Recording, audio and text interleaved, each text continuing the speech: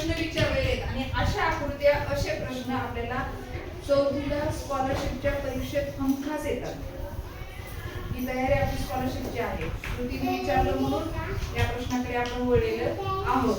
तर बघा आपल्याला असे प्रश्न आपल्याला 1 मिनिटात 1.5 मिनिटात एक प्रश्न सोडवायचा असतो आणि फास्ट गतीनं आणि विचार करून आणि अचूक म्हणून अशा प्रश्नांकडे घाई न करता आपल्याला काय करायचं आहे, बारीक लक्ष द्यायचंय. रोशनी तू पहिले इकडे लक्ष दे. बघा काय म्हणते, सोबतच्या आकृतीत एकूण किती चौकोन आहेत. किती चौकोन आहेत त्याच्यावर असं विचारलं आपल्याला. चौकोन किती आहेत. दुसरा वर्ग लक्ष दिलं तरी चालते. काय म्हणले, सोबतच्या आकृतीत एकूण किती चौकोन किती आहेत. 5 आहेत का. बघा किती येतं आपण मोजू. जय इकडे दाखव कुठे 5.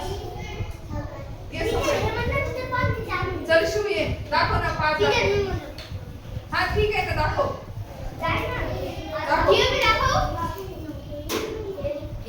मोज ना 1 2 3 4. हा झालं बस खाली. बघा चौकोन मोजू आपण. हा 1 बरोबर. मी मुद्दाम वेगळ्या कडून दाखवत आहे तुम्हाला. हा 2 मोजा. हा 3 3 4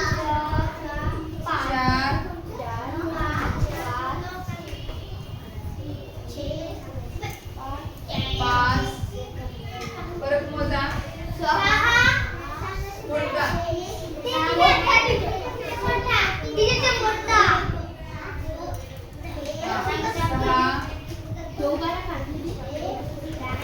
आणखी 6. लंबमुळके म्हणजे हे चौकोनच आहेत ना. आयात आहे. आपल्याला प्रश्न आयात आहे का विचारले का नाही. किती झाले बघा. 1 2 3 4 5 6 7 8 9 आणि हे 10. चौरस विचारले का आपल्याला. चौकोन विचारले. मग 10 पर्याय कुठे आहे बघा इथे आहे. म्हणजे पर्याय क्रमांक 4 ला काय करायचं, असं गोल करायचं. याच्या बाहेर द्यायचं नाही. आणि तुम्ही जर म्हणलं हे आयत आहे तर आपल्या प्रश्नाचं उत्तर चुकते. दिसायला आयत आहे पण आपल्याला आयतावर प्रश्न आहे का रे. कशावर प्रश्न आहे. चौकोन. काय कशावर प्रश्न आहे. चौकोन. आता तुम्हाला सांगते चौकोन कशाला म्हणायचं. लक्ष द्या इकडे. चौकोन कशाला म्हणायचं. हा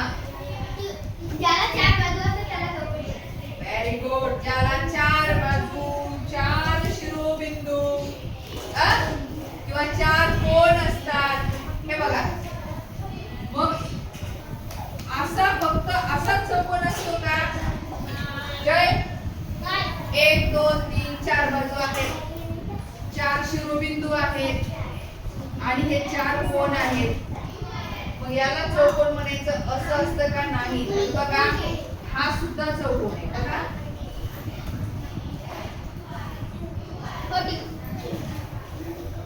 हा काय चौकोन. का चौकोन आहे. 4 बाजू आहेत. हा काय बोला. का बरं.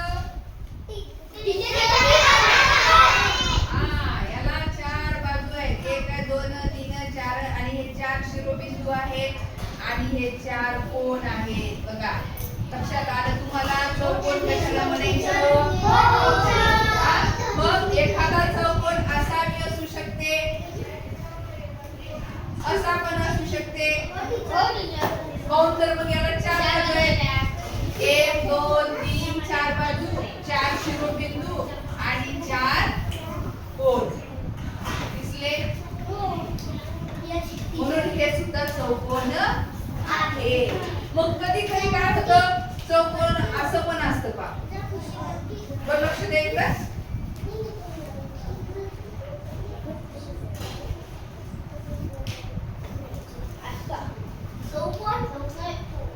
हा असा पण चौकोन असू शकते म्हणजे आहेच. चौकोनच आहे. 1 2 3 4 इथे एक शिरोबिंदू आहे, इथे एक आहे, इथे एक आहे, इथे एक आहे. 4 शिरोबिंदू आहेत. कळलं तुम्हाला हे? हे सगळे काय आहेत? चौकोन कशाला म्हणायचं? फक्त 4 बाजू का? ज्याला 4 बाजू, 4 शिरोबिंदू आणि 4 कोन असतात त्याला चौकोन असे म्हणतात. समजलं? हे समजलं? याच्यात किती कोन आहे ते समजलं? बरं याच्यात वर्तुळ किती आहेत? वर्तुळ 4 कोन म्हणजे 1 2 3 वर्तुळ आहे. कळालं? बरं आता मला कोण सांगते चौकोन आणि चौरस मधला फरक काय? कोण सांगते? चौकोन आणि चौरस याच्यामधला फरक काय? हा इकडे बघा. हा चौकोन आणि आवाज किती मोठा. हा बघा इकडे चौकोन आणि चौरस या दोन्हीतला फरक काय? कोण सांगते? आता आपण चौकोन बघितलं. चौकोन असा असते, त्याच्यानंतर असा असते, असा असते, असा असते, त्याच्यानंतर असा असते. हा आणि चौकोन मात्र फक्त असाच असते. काय फरक आहे?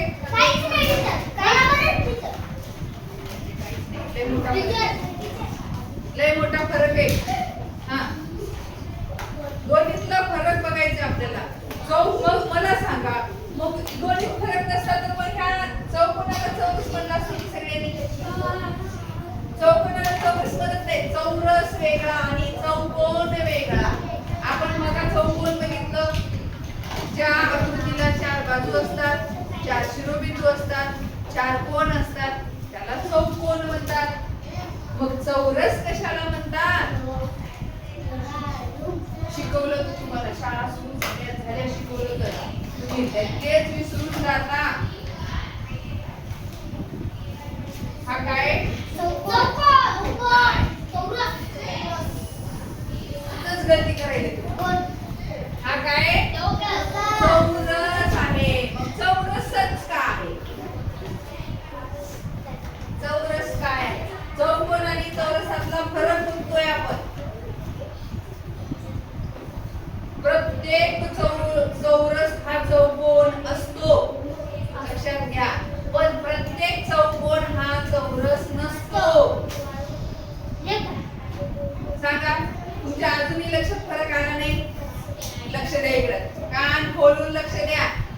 बघा ज्या आकृतीच्या 4ही बाजू सारख्या असतात, काय त्या सारख्या येतात. याची लांबी जर 10 असेल तर याची 10च आहे, याची 10च आहे, याची 10च आहे. कमी जास्त नाही, बरोबर सारख्या असतात. त्यांना चौरस म्हणतात. याच्या बाजू सारख्या आहेत का? आहेत का? नाही. म्हणून याला चौकोन म्हणतात आणि याला चौरस. आता कळालं तुम्हाला? चौरस कशाला म्हणतात?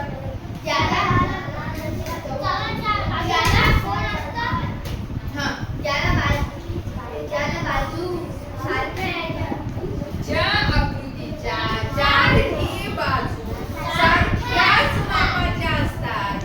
म्हणा ज्या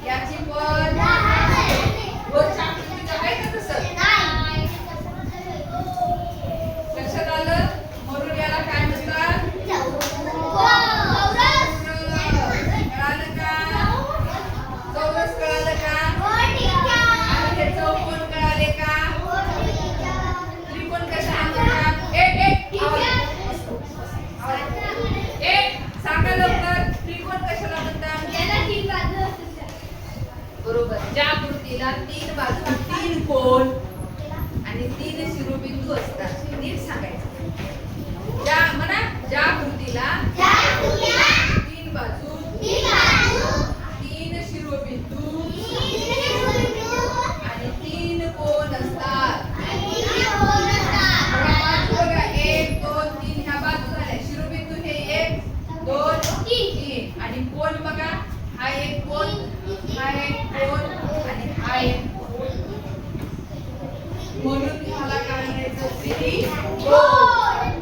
मग त्रिकोणाच्या सगळ्या बाजूची लांबी सारखीच असते का? नाही. कधी कधी काय होते, असा पण त्रिकोण राहते पहा. हे काय त्रिकोण आहे. काऊन?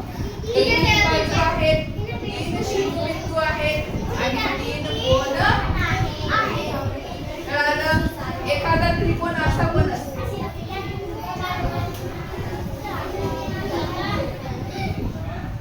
कळलं? आपल्याला त्रिकोण म्हटले की बरोबर असं ही आकृती लक्षात राहते. हा पण त्रिकोण आहे, हा पण त्रिकोण आहे. ए बाबू नीट बसला बाबा. आलं लक्षात सर्वांच्या? चौरस समजलं, त्रिकोण समजला, चौकोन समजलं. आता आयत कशाला म्हणायचं सांगा? आयत कशाला म्हणायचं सांगा? ज्याच्या बाजू सारख्या नसतात त्याला आयत. पहा, तुमचं जे पुस्तक आहे हे आयत आहे. दाराची चौकट आहे आयत आहे. आयत आहे. दाराची चौकट आयत आहे. हा. सांगा आता आकृती तुमच्या समोर आहे आयताची. श्रुती तुझं पण विसरला. आयत कशाला म्हणायचं? बघा लक्ष द्या. नाही. 4 बाजू तर आहेत सगळ्याला. 4 शिरोबिंदू पण आहेत, 4 कोन पण आहेत. मग आयत झाला का तो? बघा आयताची व्याख्या नीट लक्षात ठेवा. समोरासमोरच्या बाजू कशा येतात? आणि इकडच्या समोरासमोरच्या कसं लक्षात ठेवा. बोलायला लागले बसलेला आहे. ह्या समोरासमोरच्या बाजू आणि या समोरासमोरच्या बाजू. म्हणून ह्याला काय म्हणायचं? चौकट. पहा आपलं दार, पहा दार कसं दिसतंय. समोरासमोरच्या बाजू कशा येतात आणि इकडच्या समोरासमोरच्या. मला सांगा दार जर असं असतं हे दार झालं असतं का? नाही. हे जेवढी याची बाजू आहे तेवढीच याची बाजू. बघा इकडे या दोन्ही बाजू कशा येतात? सारख्या. या दोन्ही कशा येतात? सारख्या. त्याच्यानंतर ह्या कशा येतात? सारख्या. ह्या बाजू. म्हणून याला काय म्हणायचं? आयत. काय म्हणायचं? म्हणा आता. ज्या आकृतीला 4 बाजू 4 कोन 4 शिरोबिंदू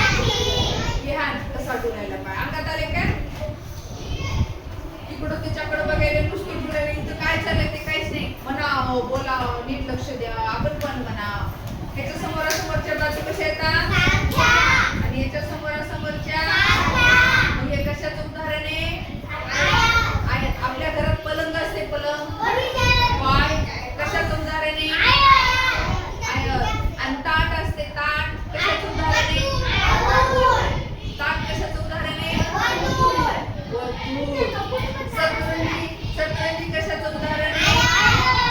आयत. मी तुम्हाला गोल ताक म्हणलं, लक्षात आलं तुमच्या? बशी कशाचं उदाहरण आहे? वर्तुळ. डब्याचं झाकण वर्तुळ. लक्षात येते का सर्वांच्या? हा. टेबल कशाचं उदाहरण आहे? टेबल. काय मी नीट लक्ष द्यायचं. कशाचं उदाहरण आहे? घरामध्ये गोल घड्याळ असते. कशाचं उदाहरण आहे? वर्तुळ. तुमचं पुस्तक कशाचं उदाहरण आहे? आयत. समजलं का? येते लक्षात सर्वांना? फक्त ही आकृती लक्षात ठेवा. याला चौरसच म्हणायचं, याला चौकोन म्हणायचं. चौकोन हे सगळे असतात. आणि चौकोनाला आणि चौरसाला दोघांनाही 4 बाजू असतात, 4 कोन असतात, 4 शिरोबिंदू असतात. शिरोबिंदू म्हणजे काय समजलं का? याला शिरोबिंदू म्हणतात. दोन रेषा जिथं जुळतात त्याला शिरोबिंदू म्हणतात. काय म्हणतात? शिरोबिंदू. बघा. ओके. याला म्हणायचं शिरोबिंदू. दिसलं? आणि याला म्हणायचं 4 बाजू आणि याला म्हणायचं 4 कोन. कोन बघा दिसतात का तुम्हाला? कोन म्हणजे काय रे? कोपरे. आपल्या हा वर्गाचा कोपरा म्हणजे एक कोन आहे. इकडचा कोपरा एक कोन आहे. इकडचा कोपरा एक कोन आहे. इकडचा कोपरा एक कोन आहे. म्हणजे 4 आणि वरचे